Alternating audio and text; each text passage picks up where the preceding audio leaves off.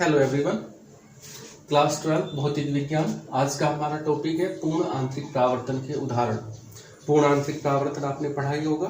उससे पहले अगर हम बात करें, आप लोगों को पता होगा कि जब कोई प्रकाश किरण सघन माध्यम से विरल माध्यम में जाती है तो अपने पथ से हटती है और वो अभिलंब से दूर चली जाती है। यदि आपतन कोण का मान एक विशेष कोण के बराबर इससे ज्यादा हो तब परावर्तन की घटना होती है, यानी संपूर्ण प्रकाश पुंज परावर्तन के नियमों का पालन करके पहले माध्यम में ही वापस लौट आता है। उसी घटना को हम लोग क्या कहते हैं? पूर्ण आंतरिक परावर्तन कहते हैं। आज जो पहला एग्जाम्पल है जिसको हम एक्सप्लेन करना चाह रहे हैं पूर्ण आंतरिक परावर्तन का, वो है रेगिस्तान में मरीचिका। रेगिस्तान में मरीचिका क्या होती है? अगर हम बात करें मरीचिका की, तो मरीचिका एक प्रकाशिक भ्रांति होती है, एक डाउट होता है। कैसा डाउट होता है उसको थोड़ा समझते हैं। मान लीजिए गर्मियों का समय है, गर्मी में आप सड़क पर जा रहे हैं तो हमें ऐसा लगता है कि जैसे सड़क पे कुछ आगे कुछ दूर जाने पर पानी भरा हुआ है, पानी की उपस्थिति है, पर जब हम लोग पास में जाकर देखते हैं तो वहां पे पता लगता है वहां पे कोई पानी नहीं है, ये केवल हमारा भ्रम था। उसी तरीके से मान लीजिए कोई ब्रिज है, ऊंचा ब्रिज बना हुआ है, उस ब्रिज के नीचे हम लोग देखते हैं कि हाँ हो सकता यहाँ पे भी पानी की उपस्थिति दिखाई देती है। पास जाके देखते हैं तो पता लगता है वहां पे भी ये केवल एक हमारी भ्रांति है। जैसे मान लीजिए आप कोई पेड़ है, उस पेड़ के पास खड़े हैं और पेड़ के चारों तरफ या पेड़ के पास तालाब है, उस तालाब में उस पेड़ का उल्टा प्रतिबिंब बनेगा। तो अगर कहीं आप दूर भी हैं मान लीजिए और आपको वहां पे उल्टा प्रतिबिंब बने तो आपको क्या लगेगा? यहाँ पे पानी की उपस्थिति है। तो यही स्थिति कहाँ पे होती है? रेगिस्तान में होती है। रेगिस्तान में अगर कहीं पे पेड़ दिखाई हमें देता है और पेड़ का उल्टा प्रतिबिंब दिखाई देता है तो हमें लगता है कि उस पेड़ के नीचे पानी की उपस्थिति है, किंतु जब हम पास में जाकर देखते हैं तो वो पता लगता है कि ये तो केवल एक प्रकाशिक भ्रांति है, वहां पे पानी की उपस्थिति नहीं है। उसी प्रकाशिक भ्रांति को मरीचिका कहते हैं। और ये मरीचिका क्यों होती है? ये पूर्ण आंतरिक परावर्तन के कारण मरीचिका की घटना होती है। किस तरीके से होती है उसको समझ लीजिए। मान लीजिए हम बात करते हैं बालू की। रेगिस्तान में क्या होते हैं? बालू के टीले होते हैं। जैसे मान लीजिए ये हमारे बालू के टीले हैं। आपको पता होगा जो रेत है उसकी ऊष्माधारिता कम होती है। ऊष्माधारिता, ऊष्मा को धारण करने की क्षमता। रेत बहुत जल्दी ऊष्मा को पाके गर्म हो जाता है और उतनी ही जल्दी ऊष्मा को लॉस करके ऊष्मा को अपने से निकाल देता है और ठंडा हो जाता है। जैसे ही यहाँ पे सूर्य की किरणें पड़ी, ये जो बालू थी, जो रेत थी, वो गर्म हो गई। गर्म होने के कारण क्या हुआ? कुछ ही समय में उसने ऊष्मा का लॉस कर दिया, ऊष्मा का था, इसमें से ऊष्मा निकल गई। तो अब वो ऊष्मा कहाँ जाएगी? जो पास में वायु है उस वायु पे जाएगी। इस ऊष्मा के कारण जो वायु के कण है वो दूर दूर हो जाते हैं, यानी वायु कैसी हो जाती है? विरल हो जाती है। क्योंकि ऊष्मा वायु की कुछ अलग होती है, इसलिए ऊष्मा ज्यादा दूर तक नहीं जा पाती। अगर उससे ऊपर की ऊष्मा की बात करें, उससे ऊपर वायु की लेयर की बात करें, तो वहां की जो वायु होती है इस वाली लेयर की तुलना में कम विरल होती, यानी ये विरल होगी, ये इसकी अपेक्षा कम विरल होगी, यानी थोड़ा सा सघन होगी। इसी चीज को हमने यहाँ पर इस चित्र से समझने का प्रयास किया है। हम ये कह रहे हैं कि ये हमारी सबसे जो रेत है सबसे उसके पास वाली लेयर है, ये उससे ऊपर हमने लेयर दिखाई हुई है। तो सबसे नीचे वाली लेयर कैसी होगी? सबसे नीचे वाली परत विरल होगी। जैसे जैसे हम इसमें ऊपर की ओर बढ़ेंगे, ये विरल है तो ये इसकी तुलना में कम विरल होगी, यह ज्यादा सघन होगी, ये उससे ज्यादा सघन। ऐसे ऊपर की ओर चलेंगे तो जो वायु है या माध्यम है वो सघन होता चला जाएगा। अब देखिए प्रकाश किरण सघन से किस में आ रहे हैं? विरल में आ रही है, तो अभिलंब से दूर हटेगी। तो हम सारे पॉइंट्स की बात नहीं करते, कुछ पॉइंट्स ले लेते हैं। जैसे एक हमने यहाँ पे ले लिया, एक पॉइंट हमने यहाँ पे लिया, एक हमने यहाँ पे लिया।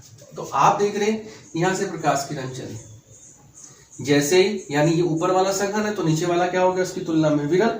सघन से विरल में आई, अभिलंब से दूर हट गई। फिर यहाँ पे सघन से विरल में आई, अभिलंब से दूर हट गई। तो वो लगातार क्या हो रही है? अभिलंब से दूर हटती जा रही है।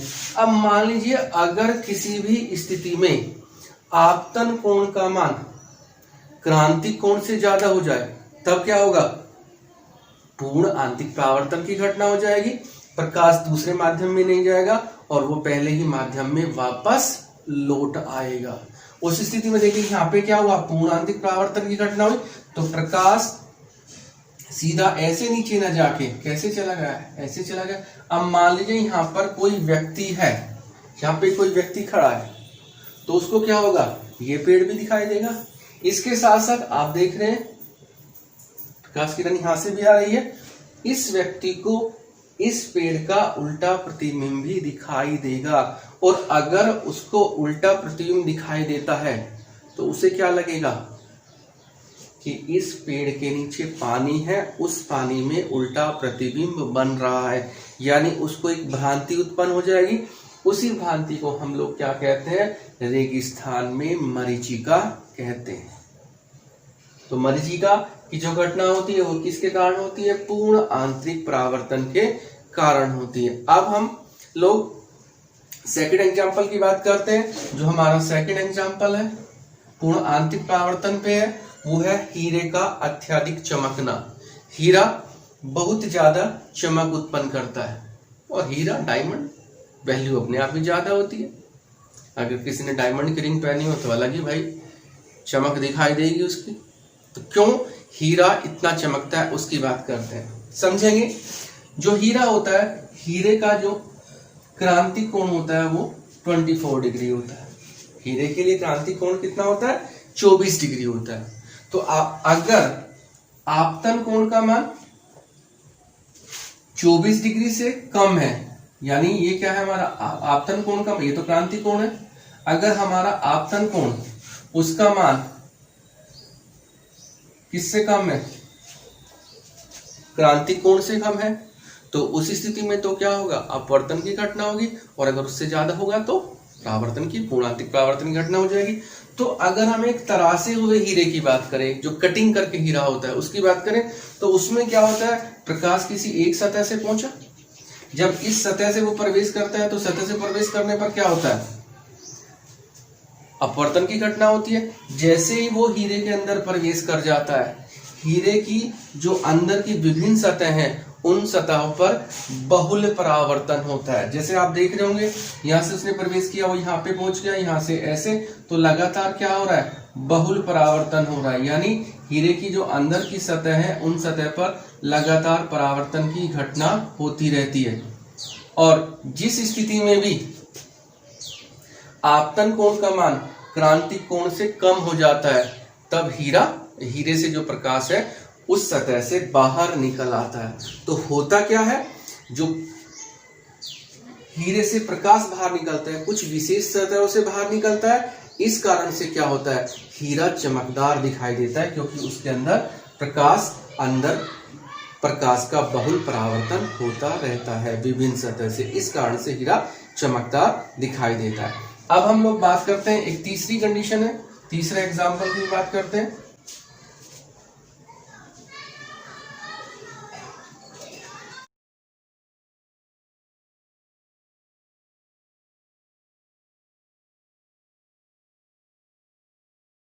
प्रकाशिक तंतु, ऑप्टिकल फाइबर। क्या होता है प्रकाशिक तंतु, बड़ा इंपॉर्टेंट है बोर्ड एग्जाम के लिए। प्रकाशिक तंतु एक पूर्ण आंतरिक परावर्तन की घटना पर आधारित युक्ति है, जिसकी सहायता से, या इसमें होता क्या है, प्रकाश सिग्नल को बिना ऊर्जा ह्रास के, बिना एनर्जी लॉस के एक स्थान से दूसरे स्थान पर भेजा जाता है। प्रकाशिक तंतु में क्वार्ट्ज का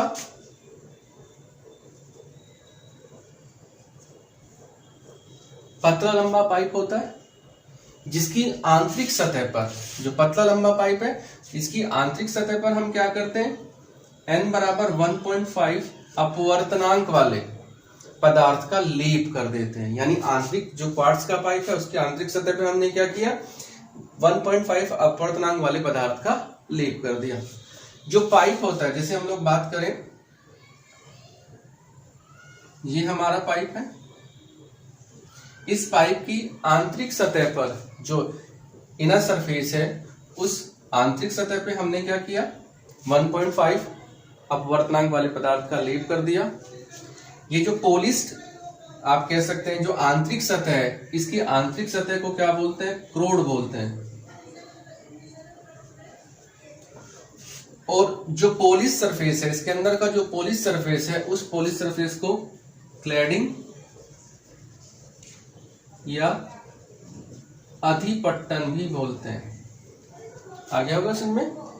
भीतरी सतह को क्या कहते हैं? कोर बोलते हैं, क्रोड बोलते हैं, और जो पॉलिश सरफेस है उसको क्लैडिंग या अधिपट्टन कहते हैं। अगर हम प्रकाशिक तंतुओं का एक समूह ले लें, उस समूह को प्रकाश पाइप बोलते हैं। क्या बोलते हैं उसको? प्रकाश पाइप। अब देखिए किस तरीके से वर्क करता है। जैसे हमने कहा ये हमारा क्या है? प्रकाशिक तंतु है। ये इसकी क्या हो गई? कोर हो गई। यहां पर प्रकाश आपतित हुआ। जब प्रकाश आपतित होगा, ये प्रकाश आपतित हुआ तो वो जैसे इधर वायु है तो उसमें सघन में गया तो अभिलंब से दूर हट गया, यहाँ पे पहुंचा। यहाँ पे पहुंचते ही फिर से अब देखिए इस पाइप के अंदर क्या होगा? बहुल परावर्तन की घटना होगी, और उस बहुल परावर्तन के कारण प्रकाश लगातार आगे बढ़ता चला जाएगा। प्रकाश इस पाइप से कब बाहर निकलेगा? जब आपतन कोण का मान क्रांतिक कोण से कम हो जाएगा। यानी अगर आपतन कोण का मान क्रांतिक कोण से कम होगा तब अपवर्तन की घटना होगी, वरना बहुल परावर्तन चलता रहेगा और यहां आने पर जो हमारा प्रकाश है वो बाहर निकल जाएगा। क्योंकि पूर्ण आंतरिक परावर्तन की घटना में ऊर्जा का ह्रास नहीं होता है, एनर्जी लॉस नहीं होता है, तो जो प्रकाश सिग्नल है, जो लाइट सिग्नल है, वो बिना ऊर्जा हानि के एक स्थान से दूसरे स्थान पर पहुंच जाता है। यही हमारा युक्ति क्या कहलाती है? प्रकाशिक तंतु कहलाती है। अब हम लोग बात कर लेते हैं, एक और हमारा एग्जाम्पल है कि अगर कांच के अंदर दरार आ जाए तो वो दरार बहुत ज्यादा चमकती है। उसको भी थोड़ा समझ लेते हैं कैसे चमकती है। मान लीजिए हम ये कह रहे हैं कि ये हमारे पास कांच की एक सीट है, हमने क्या किया? इसको नीचे गिरा दिया, नीचे गिर गई तो इसके अंदर क्या आ गई? दरार आ गई। इस तरीके से दरार आ गई। आप देख रहे हैं इधर कौन सा माध्यम है? ग्लास है, और इधर क्या है? जो दरारें आई हैं वो कैसा माध्यम है? एयर है, वायु है। तो प्रकाश कांच से किस में जा रहा है? वायु, यानी सघन माध्यम से विरल माध्यम में जा रहा है। तो वहां पे भी पूर्ण आंतरिक परावर्तन की घटना हो सकती है कि यदि आपतन कोण का मान क्रांतिक कोण से कम है तो उस स्थिति में तो अपवर्तन की घटना होगी, वरना प्रकाश, संपूर्ण प्रकाश परावर्तन के नियमों का पालन करेगा और उसी माध्यम में वापस लौट आएगा। तो होता क्या है यहाँ पे भी कि जब प्रकाश इन दरारों पे पड़ता है, जो यहाँ पे क्रैक्स हैं ये इन पे पड़ता है, तो उस स्थिति में क्या होता है कि जो प्रकाश है उसका कुछ भाग ही अपवर्तन का पालन करके सतह से बाहर निकल जाता है, जबकि अधिकांश प्रकाश पूर्ण आंतरिक परावर्तन के कारण पहले ही माध्यम में वापस लौटता है। यानी कहाँ पे रहता है? कांच में ही वापस रहता है और कांच में ही बना रहता है। कांच में बने रहने के कारण ही जो कांच है वो चमकता है। कांच चमकता मतलब जो दरार होती है वो क्लियरली शो होती है, यानी हमें दिखाई देती है। ये थे पूर्ण आंतरिक परावर्तन के उदाहरण, जैसे रेगिस्तान में मरीचिका, हीरे का अत्यधिक चमकना, प्रकाशिक तंतु, तीनों ही बड़े इंपॉर्टेंट माने जाते हैं। उसके साथ साथ कि कांच में अगर दरारें हो तो वो बहुत ज्यादा चमकती हैं। उम्मीद करता हूं ये आपको समझ में आ गया होगा।